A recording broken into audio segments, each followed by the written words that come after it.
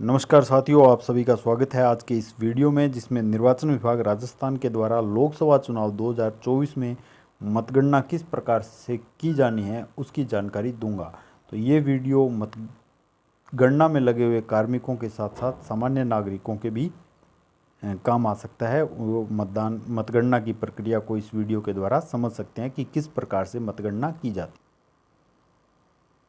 शुरू करते हैं ये नया वीडियो, जिसमें आप मतगणना के बारे में समझ। मतगणना का प्रारंभ है वो 8 बजे रिटर्निंग अधिकारी की उपस्थिति में सामान्य डाक मतपत्रों की गणना एवं ईटीपीबीएस से प्राप्त डाक मतपत्रों की स्कैनिंग का कार्य प्रारंभ करके किया जाएगा। ईवीएम से मतगणना का कार्य विधानसभा क्षेत्रवार निर्धारित मतगणना कक्षों में रिटर्निंग अधिकारियों, सहायक रिटर्निंग अधिकारियों द्वारा 30 मिनट बाद प्रातः 8:30 पर प्रारंभ किया जाएगा।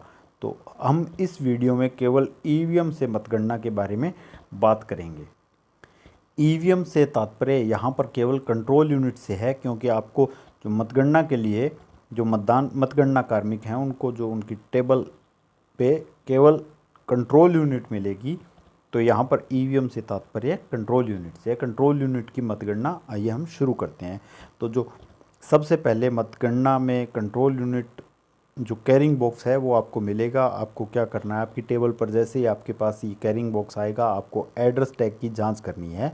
एड्रेस टैगों से आपको मिलान करके सुनिश्चित होना है कि आपको उस राउंड से संबंधित मतदान केंद्र की यूनिट ही प्राप्त हुई है। इसके पश्चात निश्चिंत होकर आप इसे खोल सकते हैं। उसके बाद कंट्रोल यूनिट के कैरिंग बक्से को खोलकर एड्रेस टैगों पर अंकित यूनिक आईडी और 17C/1 जो कि आपको मिलेगा। इस कैरिंग बक्से के साथ एक लिफाफे में आपको एक फॉर्म मिलेगा, जिसे 17G/1 कहते हैं, 17C/1 कहते हैं। इसमें अंकित आईडी का उस कंट्रोल यूनिट के पीछे मेटेलिक स्टिकर से अंकित संख्या से मिलान करेंगे और सभी सीलों के सही होने को सुनिश्चित करते हुए उपस्थित उम्मीदवारों और उनके गणना अभिकर्ताओं को भी हम संतुष्ट करेंगे और कंट्रोल यूनिट के रिजल्ट खंड पर लगी हुई पेपर सील के नंबर की भी हम जांच करेंगे। इसका भी मिलान हमें करना है। सावधानी पूर्वक ग्रीन पेपर सील को काटना है, रिजल्ट खंड के बाहर लगे एड्रेस टैग को हटाना है और रिजल्ट खंड के बाहरी ढक्कन को खोलना है। यहाँ ध्यान रखना है हमें कि केवल नीचे वाले रिजल्ट खंड के ढक्कन को ही खोलना है, रिजल्ट खंड के ऊपर के उम्मीदवार खंड को नहीं छेड़ना है। कंट्रोल यूनिट के रिजल्ट खंड के मध्य में रिजल्ट बटन पर लगी हुई जो ग्रीन पेपर सील है एवं स्पेशल टैग है, उसकी भी हमें जांच करनी है। ये स्पेशल टैग आप यहाँ पे देख सकते हैं। इसे हमें नहीं हटाना है, केवल इसकी जांच करनी है। हम नंबर मिलान करवा सकते हैं। अब इसके बाद कंट्रोल यूनिट के पिछले हिस्से को खोलकर हमें पावर स्विच को ऊपर की ओर करते हुए मशीन को ऑन करना है। देखिए, आप इस स्थिति में हम इसे ऑन कर सकते हैं। इसके पश्चात जैसे ही CU ऑन होती है तो पावर ऑन सीक्वेंस के मैसेज प्रदर्शित करेगी। EVM is on, election commission of India. इसके बाद ये एक प्रोसेस होती है, आपको पता है इसमें 2-3 मिनट का समय लगता है। ये पूरा अपना मैसेज प्रदर्शित करेगी। प्रदर्शन क्रम को पूर्ण होने दें और धैर्य बनाए रखें। प्रदर्शन खंड में पर प्रदर्शित सीरियल नंबर से पुनः आप कंट्रोल यूनिट की आईडी का मिलान कर सकते हैं। ये देखिए, यहाँ पर कंट्रोल यूनिट का नंबर आएगा, आप मिलान कर सकते हैं। रिजल्ट बटन पर लगी हुई ग्रीन पेपर सील को छेद कर रिजल्ट बटन को दबाना है। तो आपका जो ये ग्रीन पेपर सील लगी है, इसमें आप इसको चित्र में देखिए ध्यान से। ऊपर जो ग्रीन बॉक्स बना हुआ है वहाँ से आपको मैं अभी क्लिक कर रहा हूँ, यहाँ से आपको इसको काट कर छेद बनाना है। इसके नीचे रिजल्ट बटन है, उसको दबाकर हम इससे आराम से ये ऐसे येलो कलर का रिजल्ट बटन आपको दिखेगा, उसको दबाकर हम अब रिजल्ट प्राप्त करेंगे। जैसे ही हम रिजल्ट बटन दबाएंगे, परिणाम के डिस्प्ले पर सर्वप्रथम प्रदर्शित होने वाले मतदान प्रारंभ होने और मतदान समाप्ति के दिनांक एवं समय का रिकॉर्ड से मिलान करेंगे और गणना अभिकर्ताओं को भी दिखाएंगे। यदि दिनांक और समय में कोई अंतर है तो मॉक पोल सर्टिफिकेट की जांच करके अभिकर्ताओं को संतुष्ट करेंगे। यदि समय में अंतर का मॉक पोल सर्टिफिकेट से मिलान नहीं हो तो रिटर्निंग अधिकारी को भी सूचित करेंगे। डिस्प्ले पैनल पर प्रदर्शित क्रमिक परिणाम को प्रपत्र 17C के भाग 2 में लिखकर अन्य सभी प्रविष्टियां पूर्ण की जाएगी। परिणाम का प्रदर्शन गणना अभिकर्ताओं को भी देखने दें यदि आवश्यक हो तो पुनः रिजल्ट बटन दबाकर परिणाम को दोबारा भी देखा जा सकता है। किसी भी तकनीकी कारण से परिणाम प्रदर्शित न होने पर तुरंत रिटर्निंग अधिकारी को सूचित करेंगे। अब इसके अलावा कुछ विशेष परिस्थितियां हमारी यहाँ पे बन सकती है, उनके बारे में भी हम यहाँ बात करेंगे। लेकिन जो सबसे पहले आपको एक फॉर्मेट भरना है, प्रारूप 17C भाग 2 आपको ये प्रिंट हुआ मिलेगा। इसके अंदर आपको अभ्यर्थियों के नाम भी आपको लिखे हुए मिलेंगे। आपको केवल यहाँ पे कॉलम संख्या 3, 4 और 5 को भरना है, जो आप आराम से भर सकते हैं। कॉलम संख्या 3 में आपको प्रत्येक अभ्यर्थी के सामने उस कंट्रोल यूनिट में प्राप्त मतों की संख्या का ब्यौरा दर्ज करना है। कॉलम संख्या 4 में आपको केवल 49 MA के तहत घटाए जाने वाले परीक्षण मतों की संख्या लिखनी है। यदि वो आपको जो फॉर्म संख्या 17C भाग 1 जो मशीन के साथ मिलेगा उसमें अगर ऐसा कुछ दर्ज है तो ये ज़्यादातर जगह पर ये 0 ही मिलेगा आपको, और अगर ऐसा कोई है तो आप उसको यहाँ पे लिखेंगे, अन्यथा आप यहाँ 0 लिख के और आगे वैध मतों की संख्या दर्ज कर देंगे। इस प्रकार से यहाँ नीचे पर्यवेक्षक के हस्ताक्षर हो जाएंगे, अभिकर्ताओं के हस्ताक्षर हो जाएंगे और सहायक रिटर्निंग अधिकारी के हस्ताक्षर होने के बाद इसकी एक कॉपी हम अभिकर्ताओं को भी दे सकते हैं। तो इस प्रकार से ये कार्यवाही हम पूर्ण करके आगे की कार्रवाई आपको बताते हैं। इसमें ये सारे कुछ कंप्लीट करके हम आरओ को दे देंगे। ये आरओ सभी टेबल्स की समेकित सूची तैयार करके उस राउंड का रिजल्ट तैयार करेंगे और उस रिजल्ट को वो प्रदर्शित करने के बाद उस राउंड को कंप्लीट मान लिया जाएगा और इस प्रकार से नेक्स्ट राउंड शुरू हो जाएगा। आपको प्रत्येक कंट्रोल यूनिट के परिणाम को देखने के बाद पीछे का कंपार्टमेंट खोलकर पावर ऑफ अवश्य करनी है। आपकी टेबल पर निर्धारित अगली कंट्रोल यूनिट्स के साथ भी यही प्रक्रिया आपको दोहरानी है। तो इस प्रकार से यहाँ पर मैं विशेष परिस्थितियों की बात कर रहा था, या विशेष स्थितियाँ जो बनती है उनके बारे में अगर बात करें तो ये बहुत ही ध्यान से आपको करना है। कंट्रोल यूनिट पर लगाई गई पिंक पेपर सीलों का लेखा आपको अपने एआरओ की टेबल पर तैयार रखें। मतदान दलों को दी गई पेपर सीलों इत्यादि का लेखा, तो ये सब एआरओ के लिए है। पीठासीन अधिकारी की डायरी, पीठासीन अधिकारी की रिपोर्ट, मतदान केंद्रों वार आवंटित ईवीएम वीवीपैट का रजिस्टर, बदली गई मशीनों का विवरण, ये सब एआरओ की टेबल पर तैयार रखने के लिए बोला गया है। इसके अलावा कंट्रोल यूनिट की कैरिंग केस पर एड्रेस टैग नहीं है या सील क्षतिग्रस्त है तो कैरिंग केस को खोलकर सीयू की अन्य सीलों की जांच की जाएगी। सीयू की paper, pink paper seal, green pepper seal सब ठीक है तो आगे बढ़ेंगे, और pink paper seal, green pepper seal क्षतिग्रस्त है तो मतपत्र लेखा फॉर्म 17C पार्ट 1 एवं पेपर सीलों के लेखे से मिलान की जाएगी। मिलान हो जाता है तो फिर आगे बढ़ेंगे, मिलान नहीं होता है तो कंट्रोल यूनिट के रिजल्ट खंड को खोलकर स्पेशल टैग की जांच करेंगे। स्पेशल टैग ठीक है तो आगे बढ़ेंगे, अन्यथा विवरण आयोग को प्रेषित कर दिया जाना है। इसके अलावा कंट्रोल यूनिट की आईडी का मतपत्र लेखा फॉर्म 17C पार्ट 1 से मिलान नहीं होता है तो ईवीएम इश्यू रजिस्टर से मिलान किया जाएगा। ईवीएम रिप्लेसमेंट रिपोर्ट्स में जांच करें, यदि मिलान हो जाता है तो आगे बढ़ें, अन्यथा विवरण आयोग को प्रेषित कर दिया जाएगा। किसी भी मतदान केंद्र पर एक से अधिक ईवीएम का प्रयोग होता है तो वहां मतदान के दौरान ईवीएम वीवीपैट सेट के बदले जाने वाले मतदान केंद्रों की सूची है वो भी एआरओ को तैयार रखनी है। ऐसे सभी सेट्स की कंट्रोल यूनिट को निर्धारित राउंड में निर्धारित टेबल पर एक साथ लाया जाना सुनिश्चित किया जाएगा। ऐसी सभी कंट्रोल यूनिट से मतों की गणना का परिणाम अलग अलग प्रपत्र 17C भाग 2 में तैयार किया जाना है और उसका समेकित परिणाम भी एक और प्रपत्र में तैयार किया जाएगा।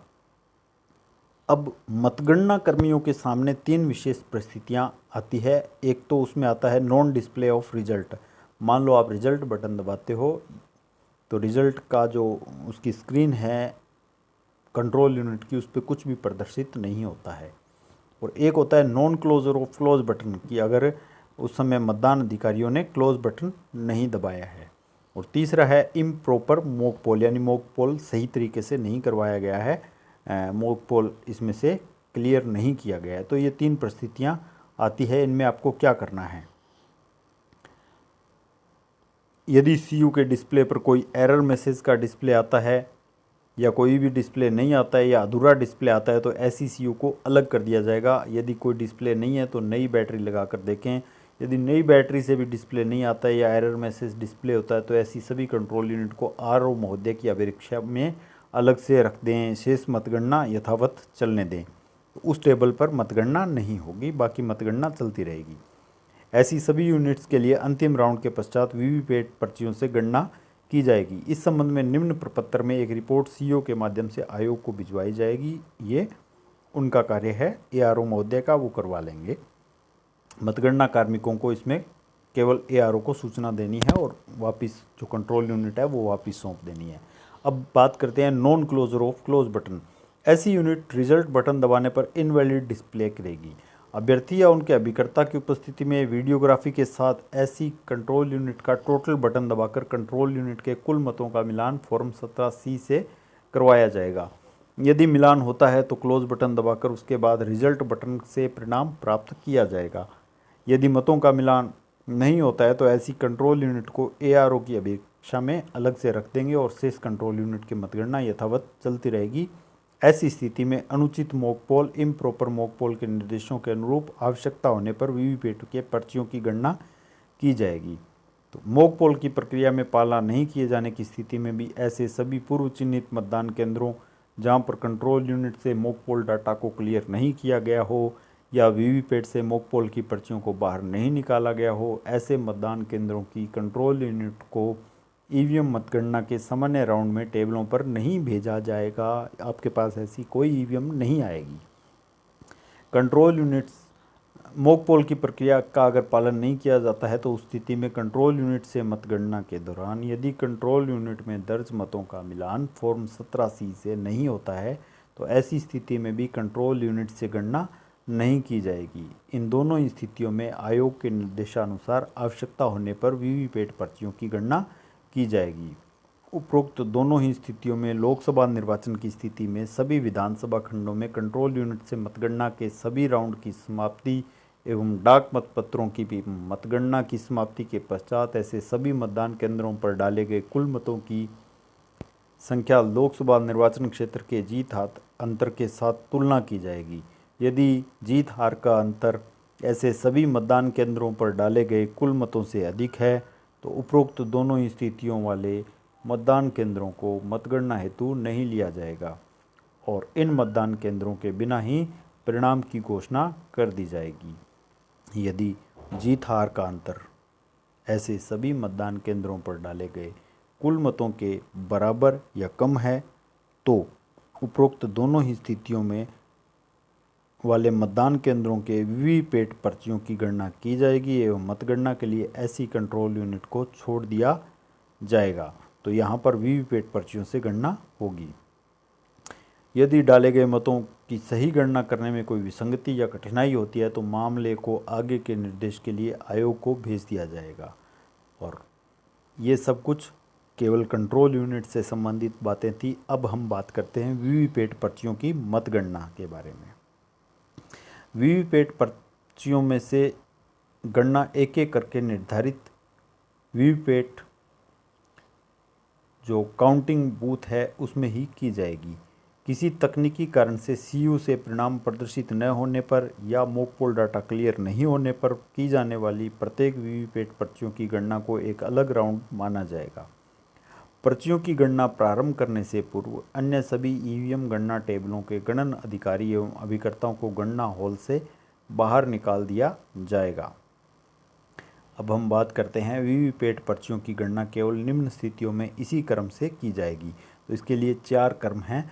सबसे पहला है किसी तकनीकी कारण से सीयू से परिणाम प्रदर्शित न होने पर, आयोग के निर्देशानुसार मॉकपोल डाटा क्लियर नहीं होने पर, और तीसरा है नियम 56D के तहत यदि रिटर्निंग अधिकारी द्वारा कोई आदेश दिया जाता है अभ्यर्थियों की मांग पर तो तब, और चौथा है संपूर्ण ईवीएम मतगणना की समाप्ति के बाद प्रत्येक विधानसभा क्षेत्र से लॉटरी द्वारा रैंडमली चयनित 5 मतदान केंद्रों की पर्चियों के अनिवार्य सत्यापन हेतु।